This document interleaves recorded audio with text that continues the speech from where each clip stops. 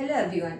जैसे कि हम लोग फर्स्ट चैप्टर क्लास 8 का हिस्ट्री कंप्लीट कर चुके हैं कि कैसे किस तरीके से जो ब्रिटिश आए हमारे यहाँ और अपने आप को विस्तार करते गए। तो इस चैप्टर में, ये हमारा सेकंड चैप्टर है, इसमें हम लोग ये देखेंगे कि कैसे वो लोग एक व्यापारी के तौर पे आए और हमारे यहाँ वो अपने आप को विस्तृत रूप से जमा लिए। तो हमारा ये चैप्टर है फ्रॉम ट्रेड टू टेरिटरी, यानी कि ट्रेड क्या होता है? व्यापार। व्यापार हम कहीं भी करते हैं, कहीं भी जाकर करते हैं, कुछ सामान खरीदते हैं, उस चीज को हम कहीं लेकर के जाते हैं और चाहते हैं कि जितना ज्यादा से ज्यादा हो सके मुनाफा कमाए। तो वो लोग भी तो यही करने आए थे, क्योंकि हमारे यहाँ के स्पाइसेस, हमारे यहाँ के कॉटन इतने कीमती होते थे, इतने अच्छे होते थे कि पूरे यूरोप में उसका डिमांड था।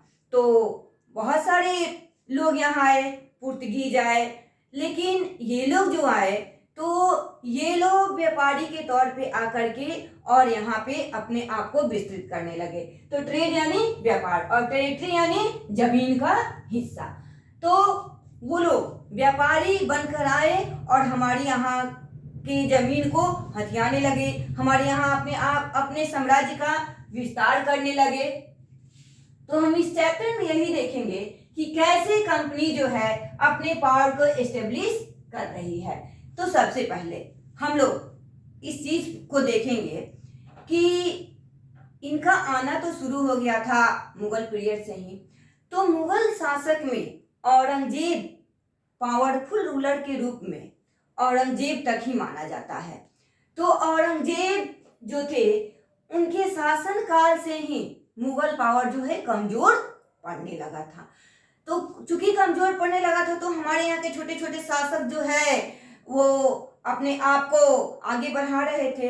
बट जब 1707 यानी औरंगजेब के डेथ के बाद 1707 में जब औरंगजेब की मृत्यु हो गई, तब हमारे यहाँ के छोटे छोटे शासक अपने आप को आगे बढ़ाए, बट वो लोग कमजोर थे और ये जो ब्रिटिश हैं उनको एक मौका मिला कि हमारे यहाँ अपने पांव को जमा सके।